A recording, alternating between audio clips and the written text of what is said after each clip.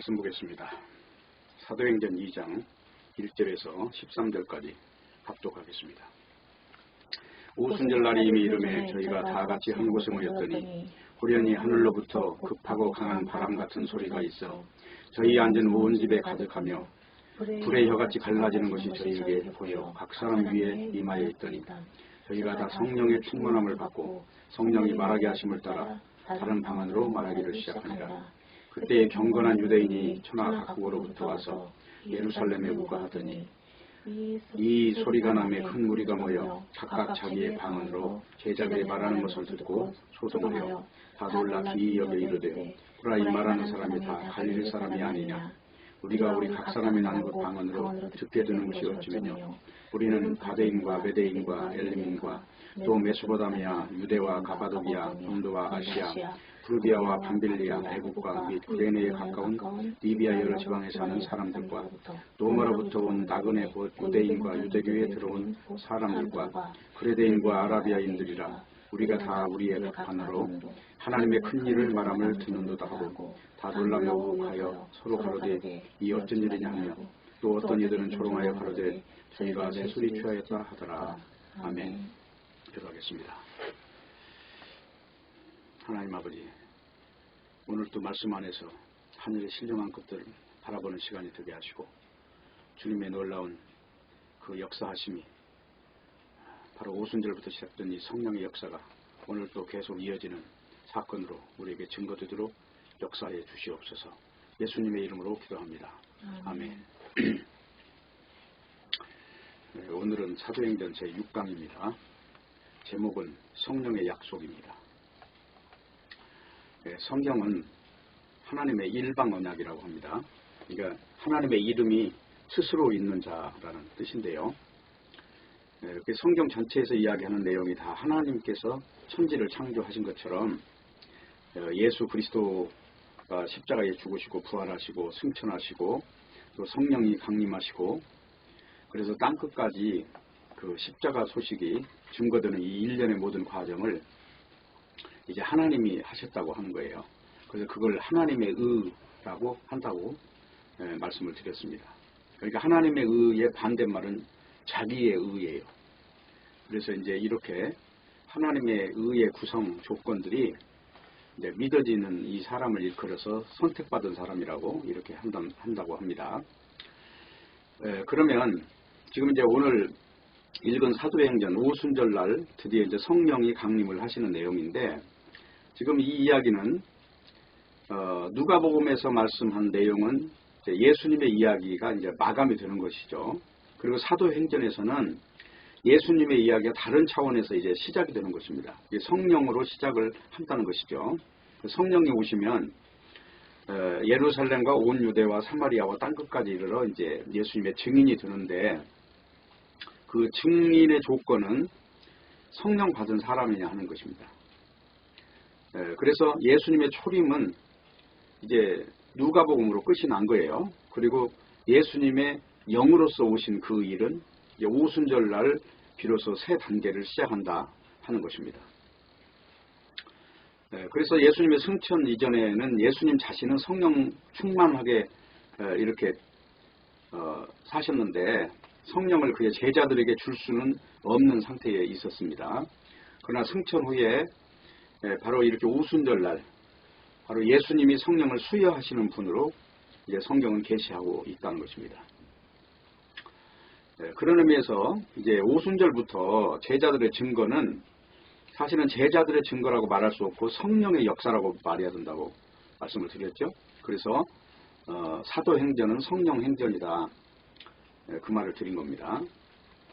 그래서 이제 예수님 안에 머물러 있던 그 성령께서 승천하신 후 그 거룩한 그 사역이 이제 제자들에게 임재함으로써 성령의 편만성, 성령이 이제 예수 그리스도 안에 있던 성령이 이제 온 세상에 편만하게 이제 임재했다는 것입니다. 그런데 이 말은 어디까지나 성령으로 기록된 성경책이 예언하는 바에 근거해서 이렇게 진행이 된다는 것이죠. 그래서 이제 성경에 나오는 모든 구약 성경의 절기는 모두가 다 예수 그리스도를 말하고 있는 거예요. 첫 번째 절기가 유월절입니다. 유월절. 유월절이 있고 그 다음에 초막절이 있고 맥추절이 있고 이렇게 절기들이 있는데 그 절기의 가장 기본은 유월절이다. 그래서 그 유월절은 다른 게 아니고 이제 애굽의 모든 장자를 죽이는 일이 생겼는데 그때 왜 장자만 죽이느냐 하는 거죠. 그거는 바로 첫 번째 창조와 두 번째 창조를 지금 이제 계시하는 거예요. 첫 번째 창조는 다 이제 심판을 하고 두 번째 창조인 십자가를 근거한 그 창조를 영원하게 지속하겠다는 하나님의 그 언약이 담겨 있는 것입니다. 그래서 이제 그 언약 모든 거는 이제 뭐 많은 것이 나와 있는데 이사야서 53장 같은데 이제 보면은 예수님이 오시는데 그분이 이제 찔리시고 그분이 아픔을 당하심으로 인해서 그 수혜자가 있다고 하는 거예요. 그러니까 이건 순전히 하나님의 희생으로 하나님의 의를 주겠다고 하는 언약입니다. 그리고 이제 요엘서 같은 데 보면은 성령이 오면은 그 성령의 역사로 말미암아 늙은이와 젊은이와 다 이런 하나님의 백성이 꿈을 꾼다고 그래요. 그 꿈을 꾼다는 것은 이 인간 세상으로 이 육체로 알 수 없는 그 영적 세계를 보여주겠다는 것입니다. 그게 이제 요엘서에서 이제 예언하는 내용이에요.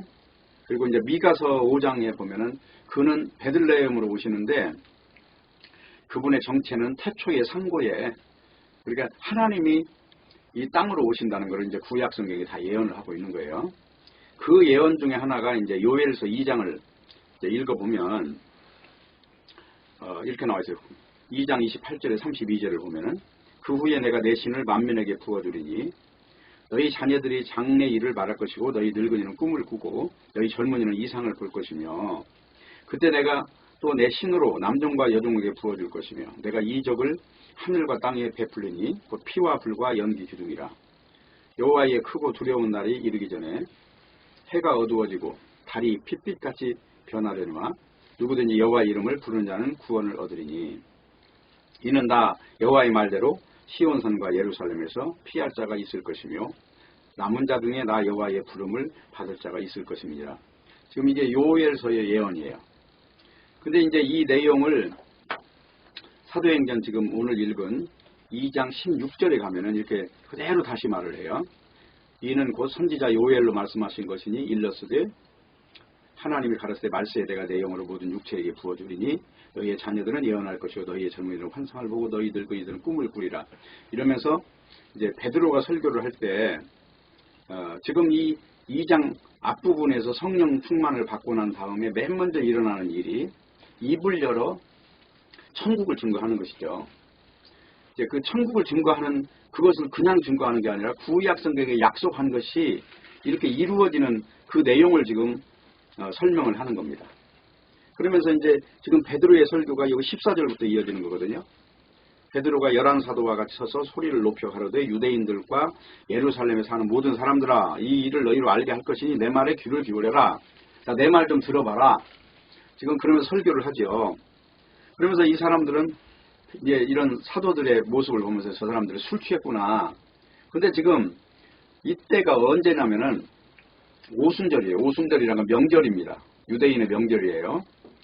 명절 때 흩어져 있던 유대인들, 유대교에 개종한 사람들이나 어쨌든 유대교라고 하는 메시아를 기다리고 있는 이 종교 안에 있는 사람들이 지금 예루살렘에 와 있단 말이죠. 그리고 성전 안에서 지금 일어나는 일이에요. 이 일이. 그러니까 지금 자, 내 말 들어봐라. 지금 너희들이 우리가 술 취했다고 지금 하고 있는데 이게 지금 금식 시간이야. 때가 제 3시다 하는 거는 그 시간에 밥 먹는 사람이 없어요. 다 이 성전에 있는 사람들은. 금식 시간인데 우리가 술 취한 게 아니고 비로소 우리가 오순절 때 구약 성경의 예언들 성령을 받은 거예요. 지금. 자, 성령을 받아서 하는 말이니까 너희가 지금 잘 들어야 되는 어떤 중요한 지금 위치에 있는 것이다. 그래서 설교를 하는 거예요. 근데 이 설교가 이제 보면은 첫 번째 요엘서를 인용을 했죠. 그 다음에 이제 뒤에 가서는 또 뭘 인용을 딱 하냐면은 25절에 보면은 다윗이 저를 가리켜 가로되 내가 항상 내 앞에 계신 주를 배웠으며 나로 요동치 않게 하기 위하여 그가 내 우편에 계시도다. 이게 지금 시편 16편에 나와 있는 내용이거든요. 이 내용하고 요엘서하고 이렇게 섞어서 지금 설교를 하는 거예요. 베드로가. 자, 다윗을 봐라. 자기가 지금 죽음을 보지 않고 썩음을 보지 않는다고 그러는데 다윗의 묘가 지금 있잖아. 우리 주변에. 그런데 다윗이 자기 육신이 지금 부활한다는 이야기를 한 것이 아니고 예수님이 십자가에 죽으셨다 부활한 거야. 지금 너희들이 빌라도가 놓아주려고 했는데 너희들이 너희들의 의를 가지고 하나님의 의를 이룬 이거를 너희들이 대적했어. 그래서 그 증거가 뭐냐면 예수님을 십자가에 죽인 일이야. 그런데 예수님이 하나님의 능력으로 지금 살아나셨어. 자, 이게 구약 성경에 나와 있는 대로 다 이게 언약이고 하나님의 살아계심이고 하나님의 말씀은 언약한 그대로 다 하나님 스스로 이루는 분이시기 때문에 이거를 하나님의 말씀이라고 하는 거야. 그래서 하나님의 말씀은 인간이 사사로이 해석하거나 풀거나 할 수 없고 이건 하나님 스스로 다 자기 자신을 증명하는 일이기 때문에 너희들이 이거를 인간적 생각으로 감정으로 사사로이 들으면 너희들은 아주 망조가 드는 거야. 아주 심각한 문제가 너희들 속에 지금 있는 거야 라고 지적을 해주는 거야. 그 내용이 지금 오늘 읽은 내용입니다. 그러면 지금 오늘 읽은 내용을 지금 다시 주의 거룩한 자로 썩음을 담지 않게 하실 것이미로다. 이게 시편 16편에 가서 한번 읽어보잔 말이죠. 시편 16편에 가면 보세요. 9절. 이러므로 내 마음이 기쁘고 내 영광도 즐거워하며 내 육체도 안전히 거하리니 이는 내 영혼을 음부에 버리지 아니하시며 주의 거룩한 자로 썩지 않게 하실 것임이니이다. 주께서 생명의 길로 내게 보이시리니 주 앞에는 기쁨이 충만하고 주의 우편에는 영원한 즐거움이 있나이다. 이 지금 예언한 내용이 다윗의 이야기가 아니라 예수님 이야기를 지금 한 거다. 성령을 받은 다윗이. 그러면서 그거를 설교에 넣었단 말입니다. 그러니까 이런 내용은 이제 구약 성경에 수없이 많이 있어요. 그래서 지금 이런 일들이 다 하나님이 하시는 일이야. 그러니까 힘으로도 아니하고 능으로도 아니하는 건데 하나님의 신으로 하는 거야. 성전을 만드는 것부터 시작해서 지금 이 에덴 동산에서 쫓겨난 사태의 이 문제를 하나님 스스로 첫 번째 것은 폐하시고 두 번째 것을 완성하는 이 일을 하나님 언약대로 다 성취하시는 거야. 너희들이 지금 이 일을 눈으로 보고 있는 거야. 이 설교를 지금 베드로가 하는 것이다 하는 겁니다. 그러면 지금 이런 내용은 자 시편 16편도 찾아봤죠. 자 이제 예레미야서 31장을 한번 가보세요. 예레미야서 31장을 가보면 34절을 볼게요.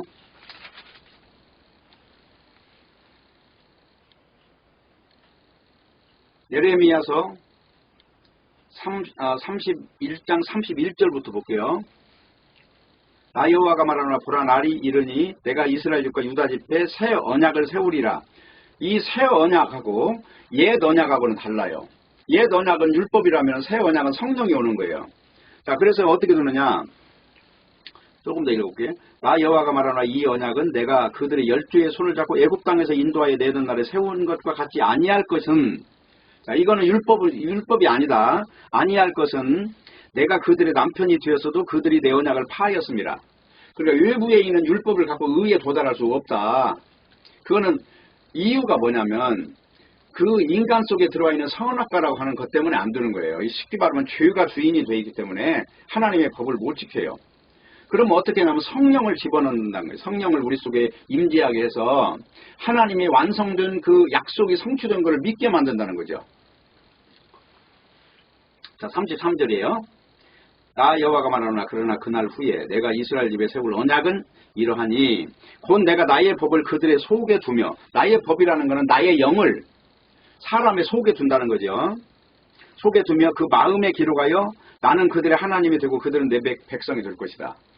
그러니까 오순절 때 성령을 받은 사람은 이제 어떤 인간 도덕적 수준을 가지고 말하는 게 아니에요. 성령 받았느냐 하는 걸 질문하는 겁니다. 자 그래서 34절 보세요. 그들이 다시는 각기 이웃과 형제를 가리켜 이르기를 너는 여호와를 알라 하지 아니하리니 이는 작은 자로부터 큰 자까지 다 나를 안다는 거죠. 성령을 받으면 성령으로 기록한 성경도 안다는 거고 어떤 게 복음이고 어떤 게 거짓 복음인지도 안다는 거죠.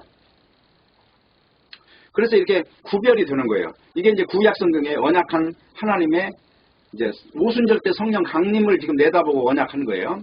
그리고 또 하나 에스겔서 36장을 보세요. 에스겔서 36장 거기도 보면 36장 26절 또 새 영을 너희 속에 두고 새 마음을 너희에게 주되 너희 육신에서 굳은 마음을 제하고 부드러운 마음을 줄 것이며 육신에서 굳은 마음을 제한다는 건 하나님을 대적하는 걸 제하고 하나님께 순응하는 걸 주겠다는 거죠. 또 내 신을 너희 속에 두어 너희로 내 율례를 행하게 하리니 너희가 내 규례를 지켜 행할지라. 자, 하나님의 규례는 뭐냐면 하나님의 의를 받아들이라는 거예요. 지금 인간의 의는 선악과를 먹은 의기 때문에 그건 처음부터 끝까지 다 잘못됐다는 거예요. 아무리 도덕적으로 살고 아무리 뛰어난 인간이 돼도 그거는 저주받는다는 거예요. 이걸 그래서 새 마음을 준다는 거예요. 새 마음을. 자, 그 다음에 여기 37장 7절 또 보세요. 7절. 이때에 내가 명을 쫓아 대언하니 대언할 때에 소리가 나고 움직이더니 이뼈 저뼈가 들어맞아 뼈들이 서로 연락하더라. 죽은 자가 살아나더라. 그 말이죠. 성령을 받으면 생명의 성령을 받는 거예요. 자, 여기 그 이야기를 한다니까요. 9절. 또 내게서 인자여들은 생기를 향하여 대언하라. 생기에게 대언하여 이르기를 주 여호와의 말씀에 생기야 사방에서부터 와서 이 사망을 당한 자에게 불어서 살게 하라. 성령을 받는다는 얘기는 죽은 자에게 생명이 임한 거예요. 지금 이제 죽음이 없는 존재로 바뀐 거예요. 이 영생입니다. 이게. 그렇기 때문에 이 내용을 지금 다시 이제 사도행전으로 또 가보세요. 여기서 사도행전을 다시 가면 2장 38절을 보세요. 38절 보면은 베드로가 가로되 너희가 회개하여 각각 예수 그리스도의 이름으로 세례를 받고 죄사함을 얻으라. 그리하면 성령을 선물로 받으리라. 지금 설교를 하면서 너희들이 세례 받아. 지금 있는 이 육체는 죽이고 영을 받아야 돼. 영을 받으면 너희가 새 생명이 돼. 그런데 그 앞에 36절에 뭐라고 그래요? 그런데 이스라엘 온 집이 정령할지니 너희가 십자가에 못 박은 이 예수를 하나님의 주와 그리스도가 되게 하셨느니라. 이게 지금 설교의 결론이에요. 너희는 종교라고 하는 걸 가지고 육신적으로 대입해서 살지만 하나님은 예수 그리스도를 이 육으로 죽인 그 예수 그리스도를 다시 부활시켜서 너희들이 믿는 종교가 가짜고 예수 그리스도가 진짜라는 걸 입증하셨어. 그럼 너희들은 지금 하나님을 믿어야 되냐 너희들의 방식대로 믿어야 되냐 이 지금 중요한 분기점에서 질문을 하는 거예요. 너희가 십자가에 죽인 예수를 하나님이 주와 그리스도가 되게 하셨느니라. 바로 이 말이 결론인 거예요. 설교의 결론. 그렇기 때문에 지금 이런 내용은 다 구약 성경에 예언하는 것이 신약 성경에서 완성된 것. 예, 이거는 누가 완성합니까? 인간이 전혀 개입되지 않았어요. 제자들도 개입된 적이 없어요. 지금 마가의 다락방에서 성령이 오기까지 그냥 기다렸던 거예요. 그리고 기도라고 하는 거는 이 육을 가진 존재가 영을 갖는 사람으로 변화되는 이 과정을 설명할 때 기도라는 용어를 쓴단 말이에요. 빌기 빌도자. 그 빌기 빌도자를 좀 더 거슬러 올라가면은 하나님 앞에 굴복한다는 뜻이거든요. 하나님의 방식에 무릎을 꿇는다. 그러니까 하나님의 의를 받아야 됩니까? 내 의를 내세워야 됩니까?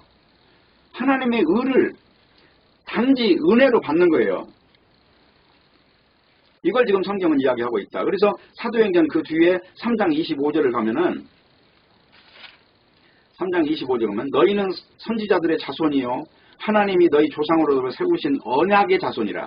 여기서 언약의 자손이라고 그러죠. 그럼 언약은 누가 한 거예요?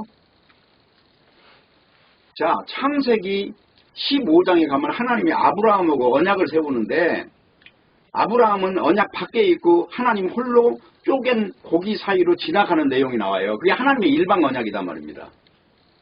성경 전체는 하나님의 일방 언약으로 되어 있어요.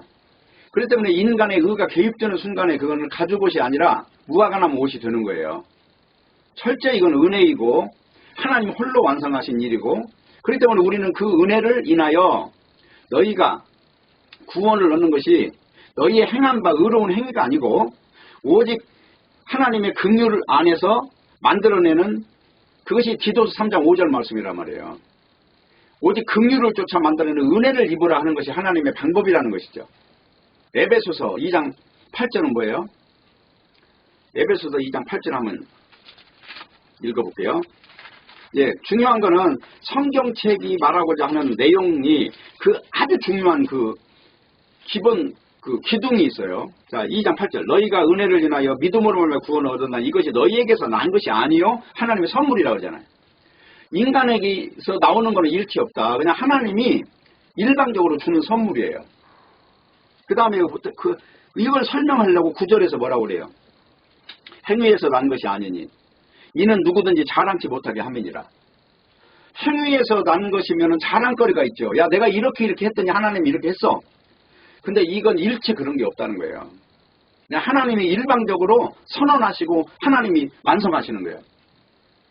그래서 하나님을 창조자라고 한단 말입니다. 우리는 피조물이다. 자, 아까 지금 말했던 것 중에 또 하나 디도서 3장 5절 다시 가보세요. 5절. 디도서 3장 5절이에요. 디도서. 자, 우리를 구원하시되 우리의 행한 바 의로운 행위로 말미암지 아니하고 오직 그의 긍휼하심을 쫓아 중생의 씻음과 성령의 새롭게 하심으로 하셨나니. 자, 이게 이제 우리를 구원할 때 여기 가장 중요한 게 뭐예요? 우리의 행한 바 의로운 행위가 아니라는 거잖아요, 지금. 근데 유대인들의 의식구조는 뭐예요? 자기들이 율법을 잘 행하면 하나님이 이쁘게 보고 율법을 범하면 하나님이 나쁘게 본다고 생각했던 것이죠. 행함의 근거랑 신앙의 근거를. 근데 하나님은 지금 신앙의 근거를 인간의 행위에 두지 않는다는 거죠. 구약 성경에 보면 율법이 주어졌으니까 이 율법을 행하면은 하나님이 의롭다 이렇게 인정해 주는 줄 알았죠.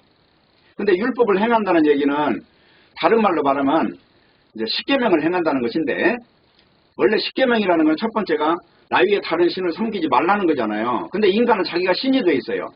육체로 사는 동안. 그럼 율법을 행할 수 있을까요? 없을까요? 인간 자체가 젓가락으로 물을 집을 수 없는 것과 같다는 거죠. 그래서 로마서에서는 율법을 주신 것은 율법을 지키라고 준 것이 아니라 죄를 깨닫게 하려고 주셨다고 하잖아요. 그렇기 때문에 우리는 그의 긍휼을 기다리는 것이 중요하다. 그 내용에 지금 우리를 구원할 때 우리 행한 바 의로운 행위가 아니고 그의 긍휼하심을 쫓아, 여기서 중생의 씻음이라는 건 뭐냐면 거듭난다. 하나님의 은혜로 예수님의 십자가 핏부림을 통해서 죄의 속죄함을 받는다는 거예요. 중생의 씻음이라는 거는. 그리고 성령의 새롭게 하심이라는 것은 이제 예수 그리스도가 십자가에 죽었다가 부활하시고 승천하신 후에 제자들이 똑같이 성령이 임하니까 부활한 사람이 되는 거예요, 지금.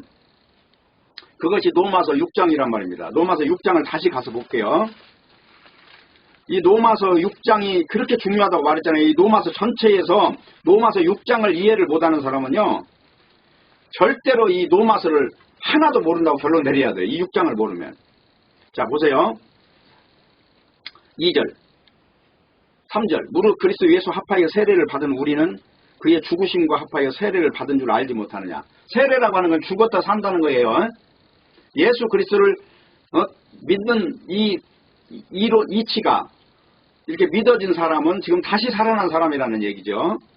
4절. 그러므로 우리가 그의 죽으심과 합하여 세례를 받음으로 그와 함께 장사되었나니. 자, 세례 받았다는 건 장사됐다는 거죠. 지금 죽어서 묻혔어요, 땅에.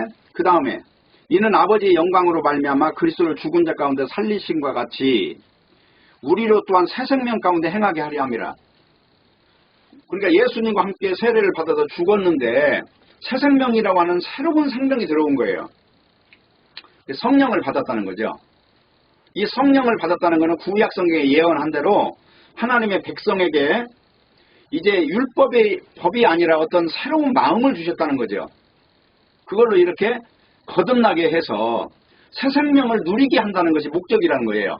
지금 이 로마서 6장이 하는 말은, 그러니까 여기 6장 1절에 보면 그런즉 우리가 무슨 말을 하리요? 은혜를 더하게 하려고 죄에 거하겠느뇨 하는 죄라고 하는 것은 예수님 안 믿는 상태를 말하는 거죠. 왜냐하면 이 말을 알려면 바로 5장 21절에 가면 알아요.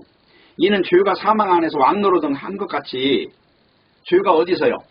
사망을 가지고 지금까지 이 인간을 다 죽음으로 장악하고 살아왔는데 그 다음에 어떻게 됐어요?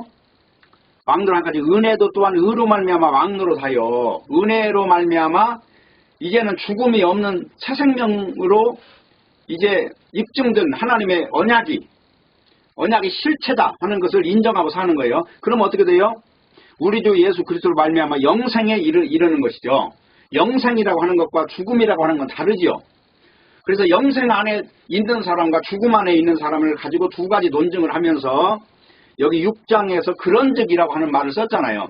그럼 이 앞에 있는 말을 그대로 받아서 적용하는 말이죠. 그러니까 너희가 사망 안에서 사는 것은 죄 안에서 사는 거고 영생 안에 사는 것은 의 안에서 사는 거고 은혜 안에 사는 거죠. 틀림없습니까?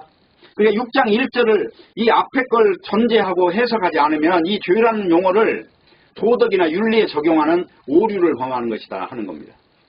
그러면서 6장 2절에 가서 그러잖아요. 그럴 수 없느니라 죄에 대하여 죽은 우리가, 자, 죽은 우리라는 건 뭐냐면 세례를 받았다는 거죠.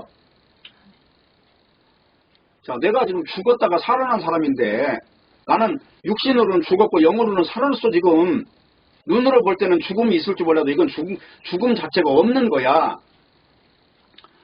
그럴 수 없느니라 죄에 대해 죽은 우리가 어찌 그 가운데 살겠니? 자, 바울의 입장에서 지금 말하는 거잖아요. 내가 예수 그리스도를 믿는 사람이고 나는 성령 받은 사람이야. 이제 새 생명을 받은 사람이야. 근데 어떻게 죄 가운데 우리가 있고 싶어도 있을 수가 없어. 이미 나의 실존은 육이 아니야. 성령이 실존이야. 지금 그 말 하는 거죠.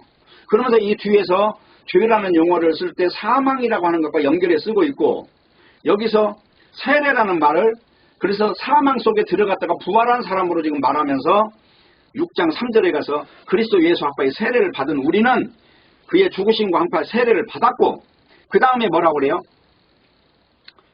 여기 5절이에요. 만일 우리가 그의 죽으심을 본받아 연합한 자가 되었으면 또한 그의 부활을 본받아 연합한 자가 된 것이라는 거죠.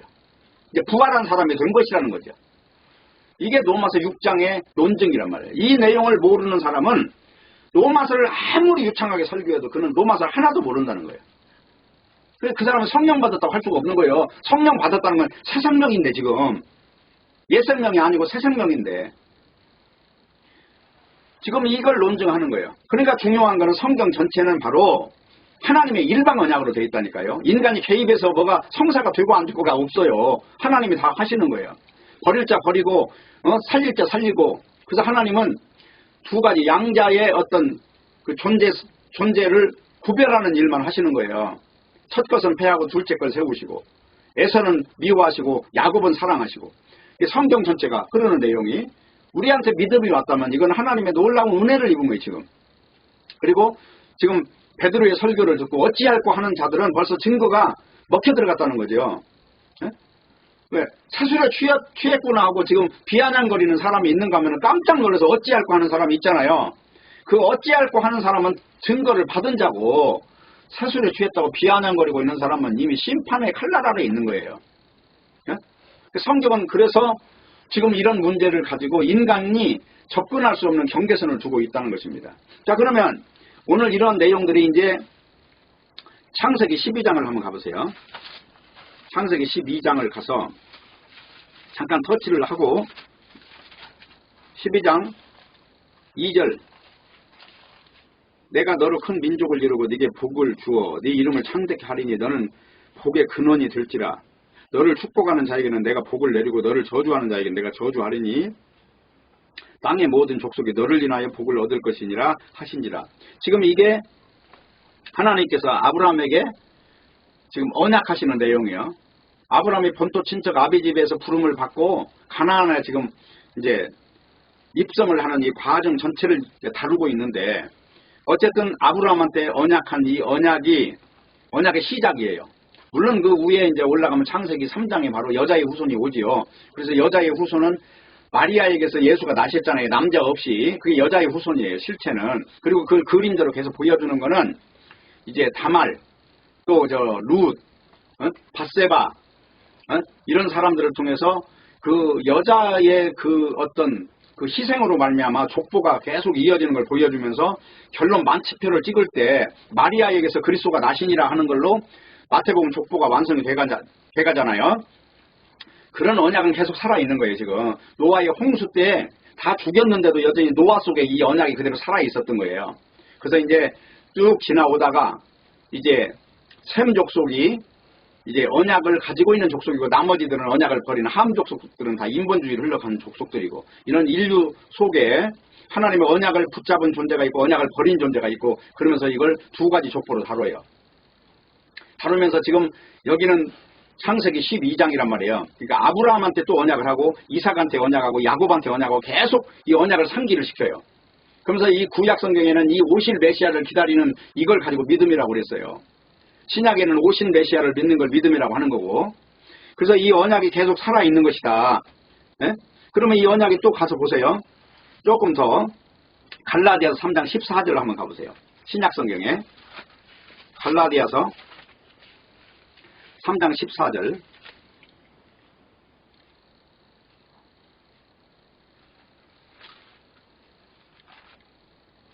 갈라디아 3장 14절 이는 그리스도 예수 안에서 아브라함의 복이 이방인에게 미치게 하고 그러니까 이방인에게 미치게 했다는 것은 땅의 모든 족속이 너로 인하여 복을 받는다 하는 이 복이라고 하는 것이 이 사망 안에는 복이 없어요. 아예 영생 그 하나님의 신적 세계에서 주어지는 어떤 세계를 복이라고 하는 거죠 지금.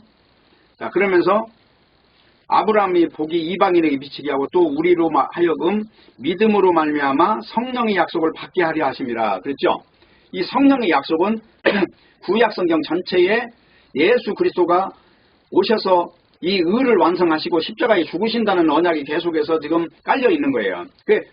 아까 이야기했지만 이사야 53장에 보면 그가 찔림 우리 허물을 인하며 그가 상함 우리 죄악을 인함이라 그가 징계를 받음으로 우리가 평화를 누리가 채찍에 맞음으로 우리가 나음을 입었도다 하는 그 언약의 성취가 예수님이 오신 십자가의 죽으심으로 이제 다 완성이 되는 거예요. 그래서 그 죽으심을 갖다 핏뿌림이라고 한단 말입니다. 그래서 구약에 왜 핏뿌림이 그래 중요하냐 하면은 구약의 유월절이라는 거는 어린 양의 희생의 피를 문설주에 바르면 죽음을 넘어가겠다고 하신 거거든요. 그러니까 그 핏뿌림이라고 하는 거는 어린 양의 죽음이라고 하는 것과 똑같은 거예요 다. 그래서 신약성에 오셔서 예수님이 십자가에 죽는 그 일을 가지고 예수님이 이 땅에 오셔서 하시는 말씀이 내가 죽어야 하리라. 내가 이제 다 미움을 받고 십자가에 죽는다. 그러니까 그 이스라엘 민족은 메시아를 기다릴 때 육적 메시아를 기다렸던 거예요. 나라를 세우고 이 나라를 로마로부터 독립할 수 있는 메시아를 기다렸는데 예수님은 오셔가지고 그런 이야기는 안 하고 내가 죽어서 의를 완성하는데 너희가 알 수 없는 그 세계를 내가 위에서 온 거야. 그러면서 빌라도하고 이야기할 때도 그러잖아요. 너희가 이들의 임금이냐 그러니까 나는 그런 임금이 아니야. 땅의 임금이 아니야. 응? 빌라도가 이 사람이 뭐 반란을 꿈꾸는 자도 아니고 죄를 찾지 못하니까 놓아주려고 했는데 이스라엘 민족이 못 박아 죽이라고 그런 거잖아요. 왜냐하면 자기들이 원하는 메시아가 아니라는 거 지금. 그러니까 성경에 이야기하는 내용은 에덴 동산 안에서는 바로 죽음이 없는 세계란 말이에요. 거기가. 근데 선악과를 먹고 죽음 안에 들어간 존재가 돼. 이게 바로 사망 안에 있는 존재잖아요. 이 사망 안에 있는 존재를 예수 그리스도가 십자가에 죽었다가 부활하심으로 그리고 승천하심으로 이 영적 세계의 실존을 보여주셨고 그리고 이제는 제자들도 너희들이 지금 바라는 거는 이 세상 나라가 아니야. 때와 기한에 대해서는 너희가 알 바 아니야. 그 말이 사도행전 1장에서 그러잖아요. 때와 기한에 대해서는 너희의 알 바 아니요. 오직 성령이 임하시면 너희가 권능을 받고 예루살렘과 온 유대와 사마리아와 땅끝까지 이르러 내 증인이 되리라. 그러니까 성령이 오고 나면 너희가 이제 육적 존재가 아니야. 나라도 이스라엘 나라 이거 살아가는 게 아니라 온 세상에 너희들이 뿔뿔이 흩어져서 나의 증인이 돼. 영적인 증인이 돼. 그 이야기를 하신 거예요. 그래서 제자들이 이제 비로소 이 성령을 받음으로 자기 육적 모든 그런 고정관념이 다 소멸된 거예요. 이게 불의 혀같이 갈라졌다는 것은 태워서 다 육의 어떤 구성 체계를 다 태워서 없앤 거죠. 그리고 갈라졌다는 얘기는 뭐예요? 분리시키는 거잖아요. 다. 인간마다 다 달라요. 다른데 하늘에서 내려온 그 각각 분리하는 그 영이 오면은 다 분리가 되는데 하나로 묶어버리는 거예요. 성령이 임하시는 방식이 그래요. 그리고 여기서 중요한 거는 방언을 했다고 그러잖아요. 방언. 이 방언이라는 말이 중요한 거는 오늘날도 오순절파에 가면 방언을 뭐 하니 못하니 해가지고 날랄랄라 하고 못 알아듣는 소리를 하고 있는데 성경은 방언이라고 하는 어떤 그 형태가 뭐냐 이걸 말하지 않아요. 방언의 목적이 뭐냐 이걸 다루지. 그럼 성경에서는 방언의 목적이 뭐예요? 이게 지금 사도행전에서 가장 중요한 이야기는 바로 이겁니다. 자, 다시 아까 사도행전으로 가보세요. 다시 사도행전 2장으로 가보세요.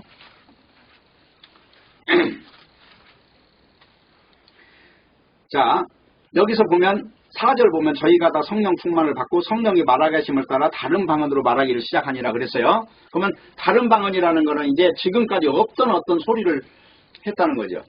지금까지 인간이 아는 어떤 소통의 내용이 아닌 다른 어떤 주제를 이야기한다는 거죠, 지금. 근데 여기서 방언이 뭐냐 그러면 11절이에요.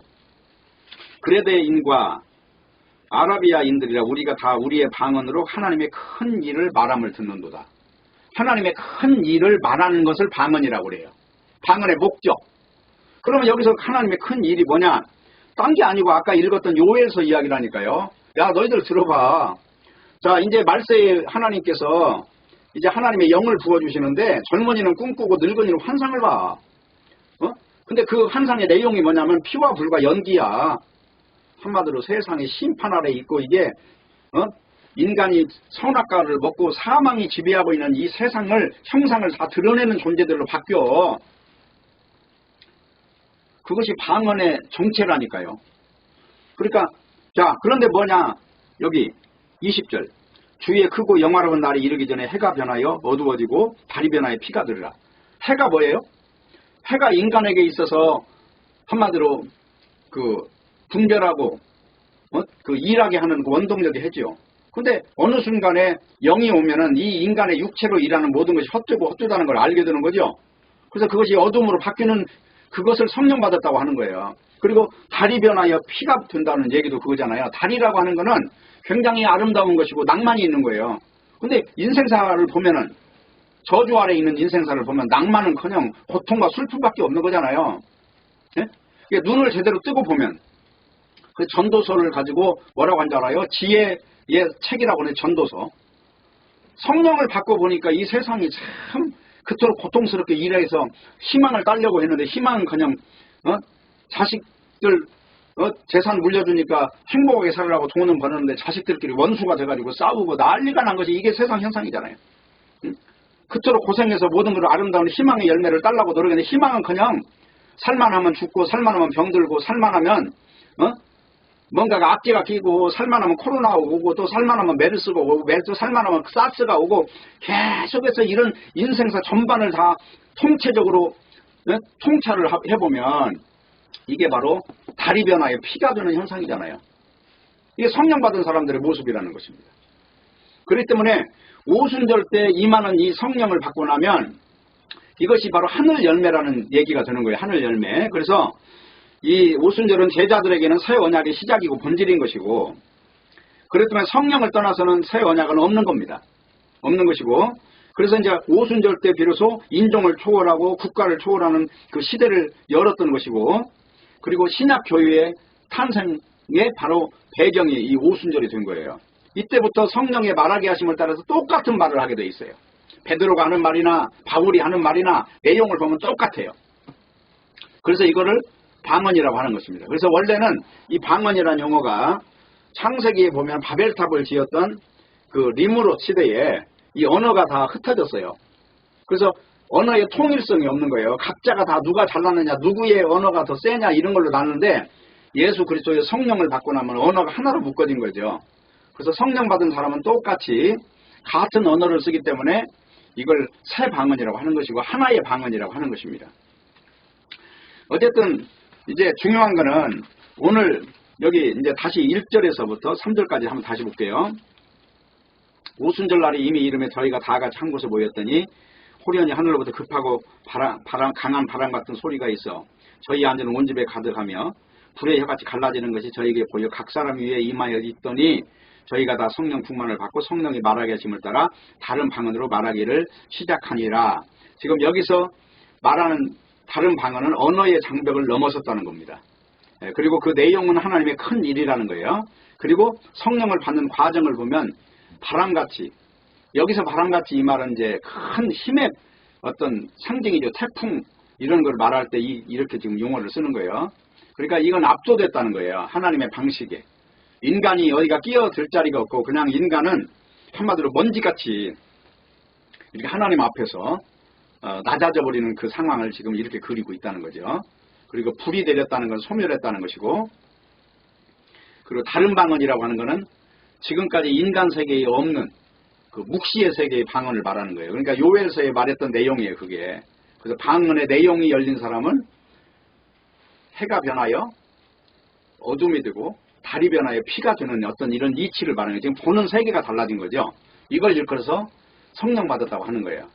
그러니까 교회 다니면서 뭐 잘 살아보세, 남들한테 본을 보여야 되네, 그런 이야기는 어떻게 보면 다 인간 도덕론자들이 하는 말이고, 인간은 죄인이에요. 그래서 인간은 끝까지 죄인이라니까요. 이 육체가 있는 동안에는 이 육체 자체가 죄로 만들어졌다는 게, 죄로 선악과로 만들어졌단 말이에요. 근데 이걸 어떻게 바꾸냐고. 육체를 먹고 자고 숨쉬고 해야 되는 이거를. 그렇기 때문에 이걸 두 가지 생명을 가졌다고 그러냐. 로마 7장에서 오라, 이 사망의 몸에서 누가 나를 건져내라는 사망의 몸이 두 가지 몸이라는 거예요. 쉽게 말하면 사람이 사람을 살인을 하면은 그 죽은 사람을 요 살인자하고 묶어놔요. 그래서 죽은 시체가 썩어 죽으면서 이 살인자가 같이 죽게 하는 것이 사망의 몸이에요. 지금 우리가 바로 그런 몸을 가지고 있다는 거예요. 중요한 것은 뭐냐면, 그럼에도 불구하고 하나님의 성령이 온 자는 하나님이 볼 때 이 육체 이걸 보지 않고 성령을 실체로 보는 거예요. 하나님이 볼 때. 그래서 바로 로마 7장만 읽고 마칠게요. 로마 7장을 한번 가보세요.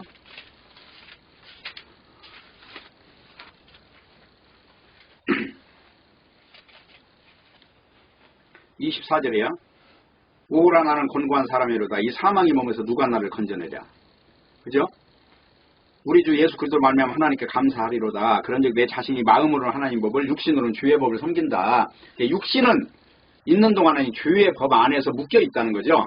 이게 바로 지금 있는 이 몸을 입고 있는 실체라는 거예요.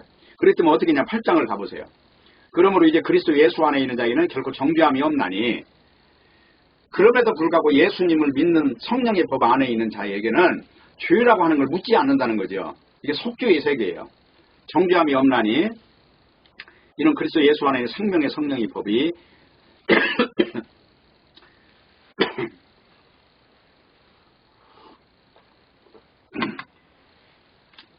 생명의 성령의 법이 죄와 사망의 법에서 너를 해방하였습니다. 그러죠? 해방이라는 것은 어떤 이름에도 불구하고 이미 자유가 온 상태를 말하는 거예요. 해방이라는 것은 묶여있는 것에서 자유를 얻은 거예요. 그래서 바로 이 자유를 누리는 걸 가지고 뭐냐면 믿음이 왔다고 하는 거예요. 그래서 다시는 죄의 멍에를 매지 마라. 우리 갈라디아서에서, 자, 갈라디아서 4장을 보세요. 5장 1절. 그리스도께서 우리로 자유케 하려고 자유를 주셨으니 그러므로 굳세게 서서 다시는 종의 멍에를 매지 마라. 이 종의 멍에를 매지 마라는 것은 율법을 지켜서 날과 달과 절기를 지키는 것을 의로 삼거나 할례를 받는 걸 가지고 어떤 육체에 표시한 걸 가지고 뭐 이걸 우월하게 여기거나 이런 것에 묶이지 말라는 얘기를 지금 하는 것입니다. 그래서 어쨌든 신앙의 세계에서는 우리가 알 수 없는 바로 하나님이 이루신 이 세계 안에서 우리가 그 이루어지는 일을 믿는 것이기 때문에 예수님의 십자가의 피뿌림과 부활하심이 실체라는 것이고, 그리고 예수님이 승천하시고 오순절 때 하늘나라의 첫 열매를 수확하는 그날에 바로 성령이 오셨다는 것은 하늘 백성으로 첫 열매를 만드신 거예요. 그 첫 열매라는 얘기는 그 다음에 열매가 또 열리는 거예요. 그곳에 그대로 복제가 되는 걸 말하고 있는 것입니다. 그래서 오늘 설교를 통해서 베드로의 설교는 딴 말이 아니에요. 구약 성경이 완성됐다. 그리고 이건 하나님이 하신 것이고, 너희들이 지금 하나님의 일을 육신의 종교 때문에 모르고 있었을 뿐인데, 하나님이 하신 일은 지금 부활하시고 승천하시고, 그리고 하나님의 성경에 약속된 대로 성령을 받은 우리가 이 일의 증인이야.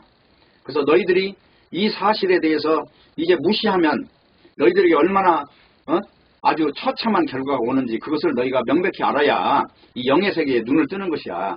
그렇기 때문에 이 일에 대해서 우리 증인의 증거를 듣고, 너희들이 지금까지 살아왔던 종교의 시선은 어떻게 잘못된 거잖아. 그래서 각각 회개하여 예수 그리스도의 이름으로 세례를 받아라. 그러면 성령을 선물로 받을 것이다. 그러면 유쾌한 삶이, 그 유쾌하다는 얘기는 지금까지 너희가 살아왔던 모든 그 육에 묶였던 이것을 다 훌훌 벗어버리고 이제 찬란한 이제 태양을 보는 그런 밝은 세상의 삶을 살게 될 것이다 라고 마지막으로 선언하는 내용이 베드로의 설교인 것입니다. 그래서 오늘 이와 같이 우리가 베드로의 설교를 통해서 이제 오늘 제목이 딴 게 아니잖아요. 성령의 약속이잖아요. 그러면 성령이 온 사람은 딴 걸 믿는 게 아니에요. 우리 행함을 믿는 게 아니라 약속을 믿는 거예요. 그래서 약속의 성취가 어떻게 가는가를 그 지도를 보고 그 지도를 따라가는 그 믿음 안에서 우리가 확신을 가지고 거기서 하나가 되는 것을 누리는 것이고 그걸 교회라고 한다 하는 것입니다. 모쪼록 이런 복된 믿음의 실체 안에서 이런 생명의 힘을 누리는 신자들이 되시기를 바라겠습니다. 기도하겠습니다. 하나님 아버지 감사합니다. 오늘 또 말씀을 주셨사오니 말씀 안에서 위로를 받고 힘을 얻고 말씀 안에서 진리를 다시 한번 확인하고 확증하고 누리는 저희들이 되게 하여 주시옵소서. 예수님의 이름으로 기도합니다. 아멘.